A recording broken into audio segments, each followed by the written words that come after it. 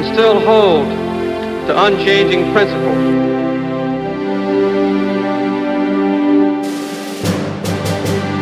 Present!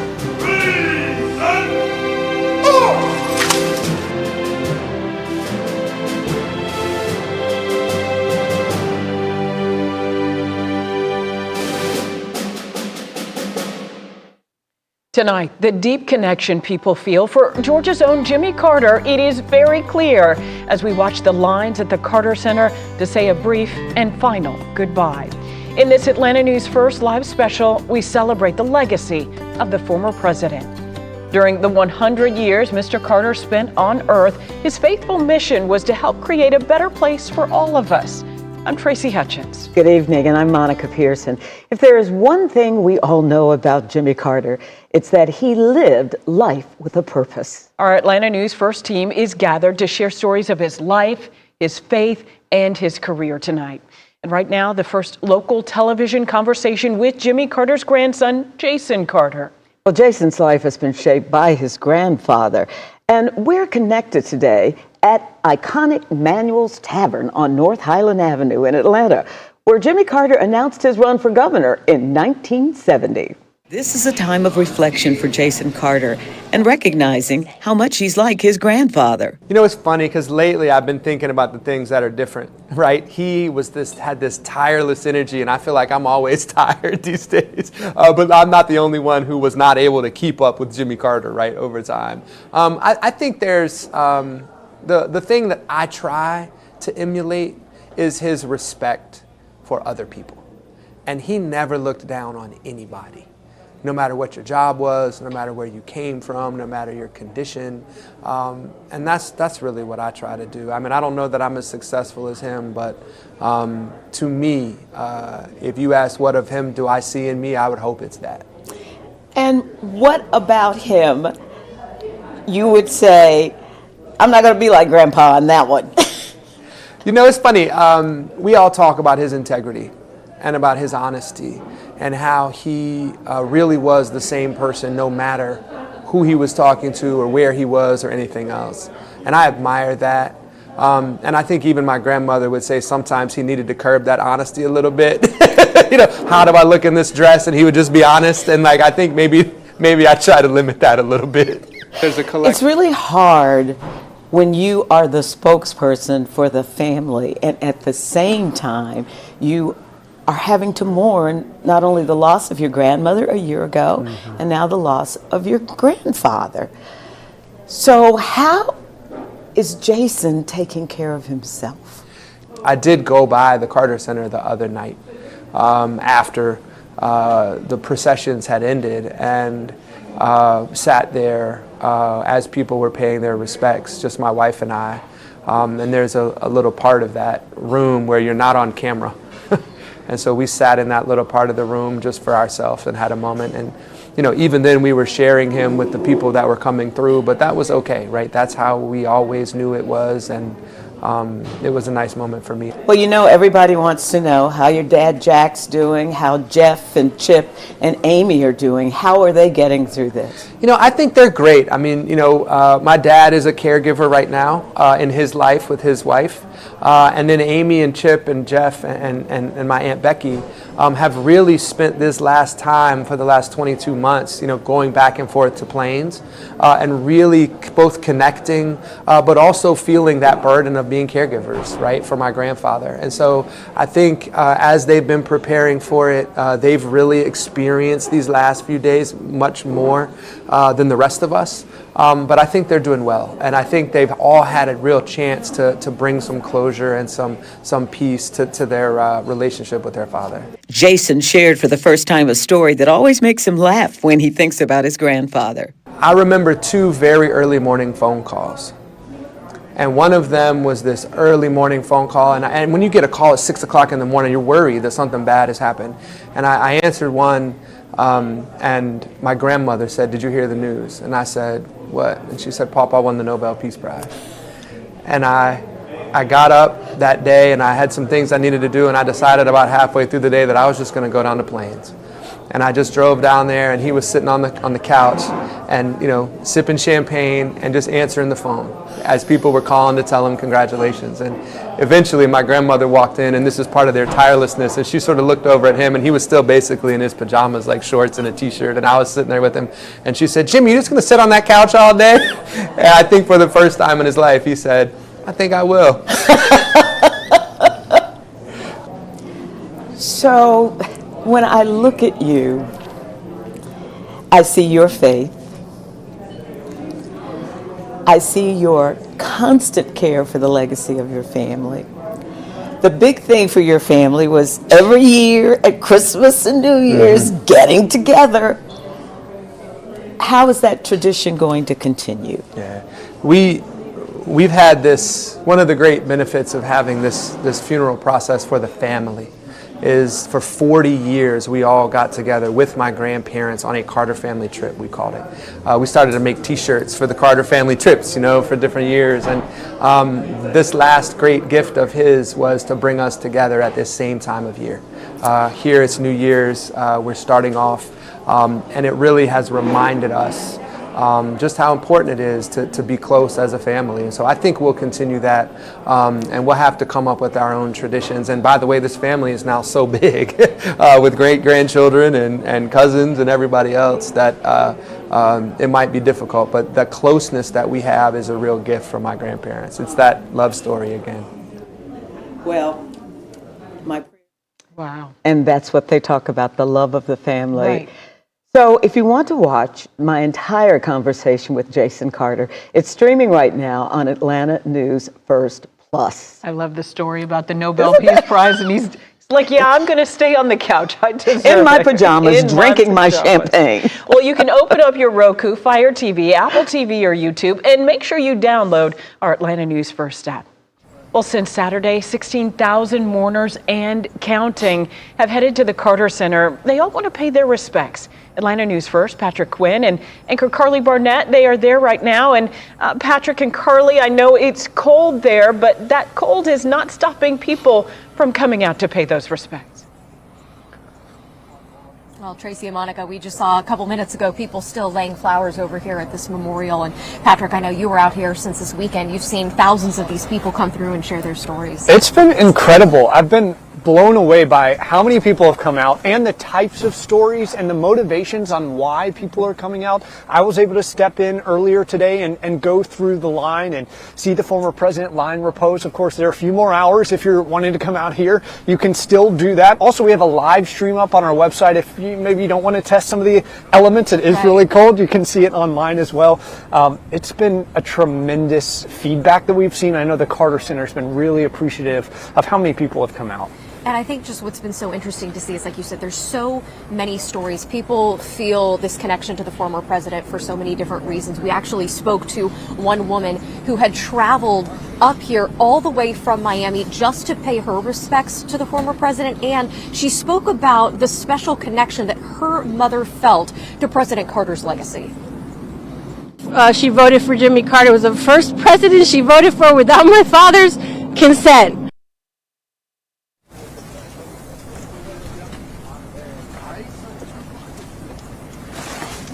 And certainly we hear the emotion, and we hear the emotions from so many different people. And I think it's really interesting how everyone sort of seems to have a connection to President Carter in some way. It's crazy. Maybe not even personally, but certainly to what he accomplished. And he advocated for so many different communities, and we heard it. Same with former First Lady Rosalynn Carter as well. They were ahead of their times on issues, and we've certainly seen that over the coverage of the last week or so. And Carly, you got a chance yourself. I did. You have an experience with the former president. I did. This had to have been, gosh, it was about 10 years ago. It was when I first started out in journalism. I was a one-man band reporter, and I was working in Central Georgia at the time. I was down in Plains for President Carter's birthday party. And what I thought was so amazing about that is he stopped to greet every single person that was there, say hello to them, shake their hand. I had the opportunity to shake his hand and meet him. And he said, hey, this is my birthday party. Have you had any cake and peanut butter ice cream yet? You need to go sit down and have some cake and peanut butter ice cream. So when the president tells you to go eat some peanut butter ice cream, you absolutely do that. And how was it? It was very delicious, I must say. So just a little anecdote there, but I think that just shows the type of person that President Carter was. So many experiences just like that. And again, if you're coming down here, you still have a few more hours to go in and see the former president yourself. Yeah, Tracy, Monica, back to you in the studio. And Tracy, you know what's so fascinating about the peanut story? We keep forgetting he started out as a peanut farmer. Absolutely, absolutely. We're going to get back to Carly and Patrick in just a bit for more insight into the Carter Center's bright future.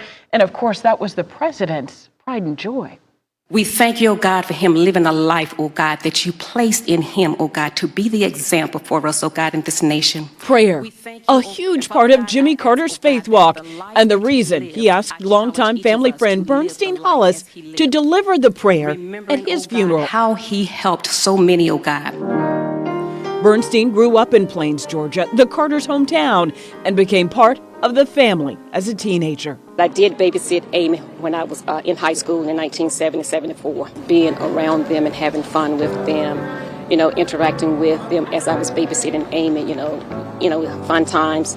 And then to babysit Maggie, the granddaughter, Margaret, was just good times, just family time. Hollis tells us Jimmy and Rosalind Carter raised their family, leading with love. The unity that they had for each other, the love that they had for each other, and they did not mind exemplifying the love that they had for each other in public. It wasn't just behind the closed doors, but it was open to the public to see just how much they loved each other. And her prayer is that President Carter's legacy will help unite the country and bring people together. Continue to love each other, regardless of race, creed, or color. To show dignity toward each other, to show that we can agree to disagree, we can wage peace, we can fight diseases, and we can build hope.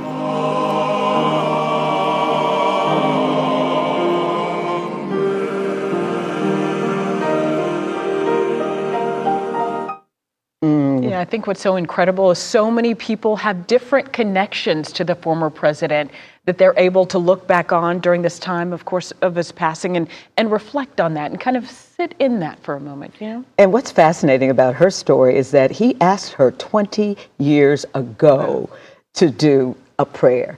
And she, by the way, worked at the Carter Center. She was the very first employee. And when the president went to Washington, D.C., she went along with him. Yeah, and she talked about Jimmy and Rosalind's love story and how they weren't shy.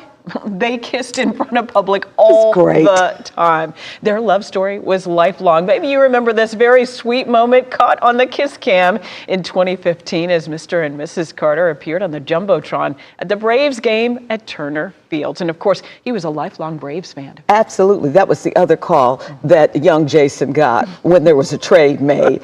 But what I love about that, married 77 years and they still had a gleam in the eye for both of them. And one of the things Jason told me that his grandfather, after Rosalind died, and then of course he voted this year, last year, which he wanted to do, but he finally said to Jason, "I'm ready to go be with Rosalind." Yeah, the love of his life. Yeah. Well, their love story, like his legacy, it began in Plains, 160 miles south of Atlanta. Atlanta News First political reporter Doug Reardon has spent a lot of time in that tiny town covering former President Carter. And Doug, right now you're at Atlantic Station in Atlanta tonight, and there have been so many tributes since his passing. There certainly have, and you can probably see one of them over my shoulder, that massive presidential seal that is draped under the archway of the Millennium Gate Museum here in Atlantic Station.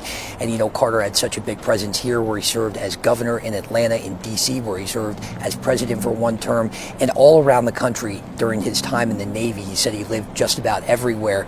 But he wrote in 2021 that my home will always be Plains. And if you just go there, you will get this incredible education on his life simply by walking around that place. The farm where he grew up is now a national park and museum. Same thing with his old high school. The home where he lived before and after serving as president, where he will be buried, is also right there. Even his small church, Maranatha Baptist, where he taught those famous Sunday school lessons for decades, is just a few feet from downtown, where all of the shops sell Jimmy Carter items. And people love Carter for his connection to that small place. It's why so many people showed out to his services there this past weekend. We don't know him personally, but we feel like you do. He's one of us, and grew up down the road, a peanut farmer. They always came home, and the town and their neighbors, their friends here, the merchants, all appreciate that. And Carter will be returning to Plains one final time the same day on Thursday as his state funeral in Washington, D.C. He's going to be buried there on the grounds of the family home next to his wife of 77 years, Rosalind Carter.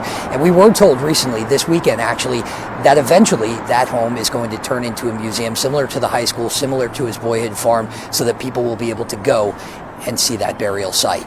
We're in Atlantic Station in downtown Atlanta. Doug Reardon, Atlanta News First. Doug, thank you. And people will continue to flock toward Plains, Georgia, because everyone just wants to get a little bit of a glimpse into the life of Jimmy Carter. And Jason Carter has one more best story to share with you. So stay with us, because it's another one that will make you laugh.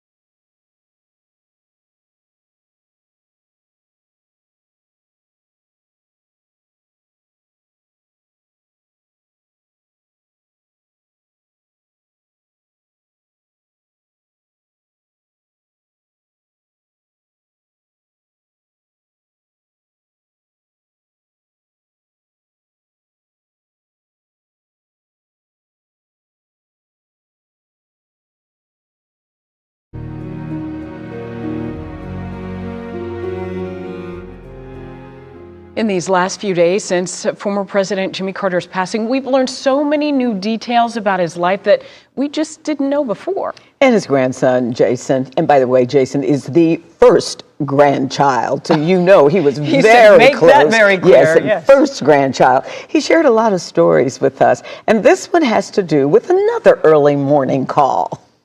So I get this early phone call from my grandfather, and he and I are baseball fans, and he was a real Braves fan, as you know, and lived and died by it. And this is some years ago, but I get this call at 6 o'clock in the morning, and he said, it's my grandfather, he said, Jason, have you heard the news? And I said, what happened?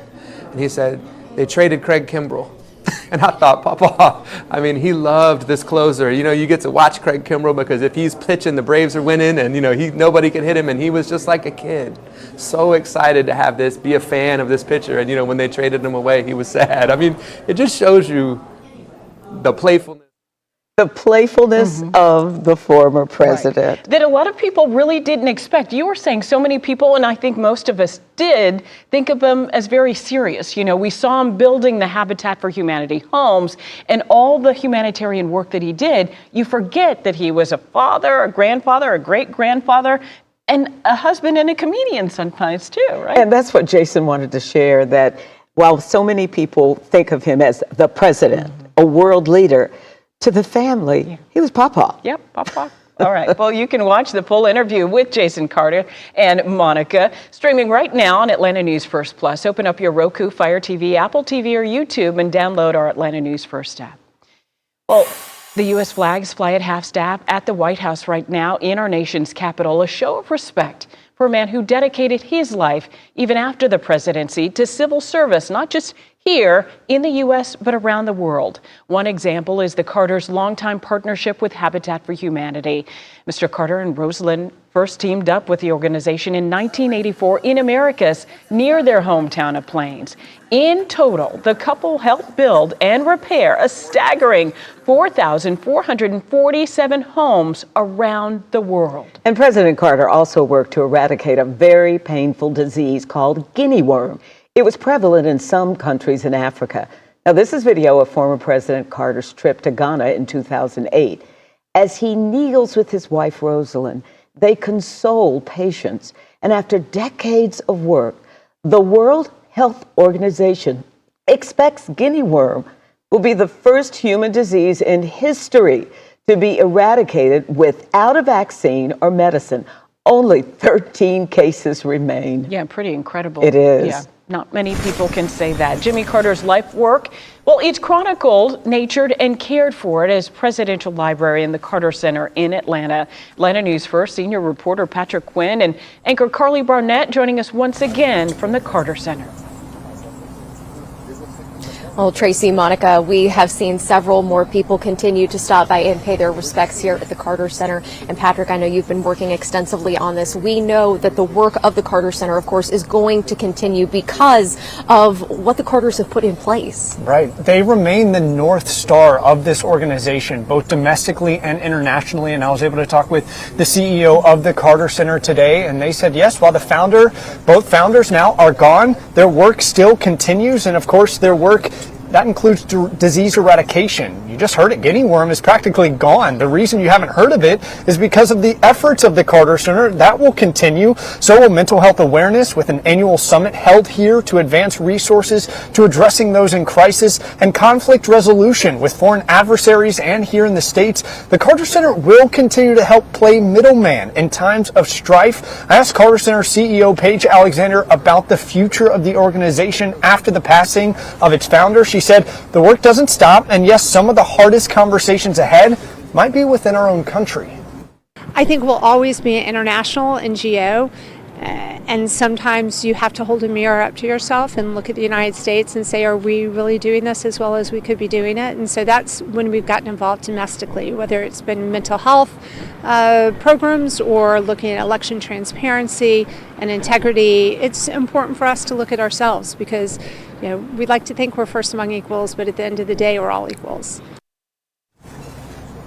And CEO of the Carter Center, Paige Alexander, she went on to say that if anything, the former president taught her to be bold and to not duplicate others. So she said expect more boldness to come from the Carter Center in the future. And we talk about physical health as well as mental health. I think it's important for us all to remember how innovative that was at the time for former President Carter to really be at the forefront of this and take on these initiatives that obviously continue today and into the future. And we'll see certainly that conversation around mental health really grow and become more robust here in the state of Georgia over this next year. They really want to see insurance providers treat mental illness with the same attention that they treat physical ailments. So that will be a really strong part of this conversation around mental health moving forward. And the Carter Center at the forefront of a lot of it. That's right. Monica, Tracy, back to you. Thank you. The former president set a very high bar for so many of us to try and live up to. And you know, it was Rosalind Carter who actually started with the emphasis on mental health through the Rosalind Carter at the beginning, called the Rosalind Carter Institute. Well, one man who knew Jimmy Carter exceptionally well is civil rights icon, former Atlanta mayor, and UN ambassador Andrew Young. Atlanta News first anchor Blair Miller. And Blair, you recently had a chance to visit UN ambassador Young. And really, he shared a story about their relationship, their friendship that lasted decades. He shared so much. We talked for about an hour at his home in West Side Atlanta. He had so much to say, and you can imagine these two come from two very different walks of life. It is the power of politics surrounded by the power of friendship. Andrew Young was running for Congress in 1970 when Jimmy Carter was trying to become Georgia's governor. Both men won before Carter eventually became president and tapped Young to be on his cabinet as UN ambassador. And he was an extremely complicated man. He was probably the wisest and most knowledgeable person I've known. So many people have said that he was a champion for civil rights, human rights, the common person. Well, he grew up in a county that was 80% black. He was a minority. He wanted to make life better for everybody on the planet. Mr. Young last saw President Carter just a little more than a month ago, visiting him in Plains. He was telling me about this visit. Young said they talked about old times, and the president just sat there and grinned and smiled, was soaking it all in and truly appreciating those stories too. And he was a civil rights leader in the sense that he named Andrew Young as the first African-American U.S. UN ambassador to the United Nations. And Young talked about that and said how much that meant to him personally, but also to the country, and it shows. Yeah, the strides he made in breaking down barriers for so many, and we still feel the ripple effects of that today. Blair, thank you. Thank you, Blair. And I know there's a special memento. You know, we talk about memories a lot, right? But when you have something tangible, that means a great deal. And Monica, I know you do. Well, I've covered the Carters for the 50 years I've been here. And I covered the opening of the Carter Center. And then, of course, when we went to Oslo, Norway, for him winning the Nobel Peace Prize. And I can tell you, I also worked with the Rosalind Carter Institute. And I treasure this letter that she sent me that's so pristine. I just love it. Because they didn't have to do that. No. She didn't have to. But they were the kind of people who had what I call Southern values, in the sense that no one was ever to be ignored and to be thanked. And they cared about everyone. They cared, they did. And this letter means a lot. I'll just read it quickly. It was November 22nd, 1988. Dear Monica, thank you very much for your significant contribution to the inaugural conference of the Rosalind Carter Institute for Human Development. Your presentation was a major factor in the success of our conference, and I am grateful for your participation. Jimmy joins me in sending you our appreciation and best wishes. And by the way, he would always end his letters with Rosalind joins me in sending you. He was a man of conviction and a man who was a servant of the people. He was a humanitarian, a beloved son of Georgia. And I guess all I can say right now is rest well, my dear president. Yeah, he earned his wings. My name is Jimmy Carter, and I'm running for president. I will faithfully execute the office of President of the United States. The office of President of the United States. Our social and political progress has been based on one fundamental principle: the value and importance of the individual. There's a new mood in America. I say to you quite frankly that the time for racial discrimination is over. Let us learn together and laugh together and work together. We must accommodate changing times in which we are involved right this moment, but we must cling to principles that never change. I didn't ask God to let me live, but I just asked God to give me a proper attitude toward death. And I found that I was absolutely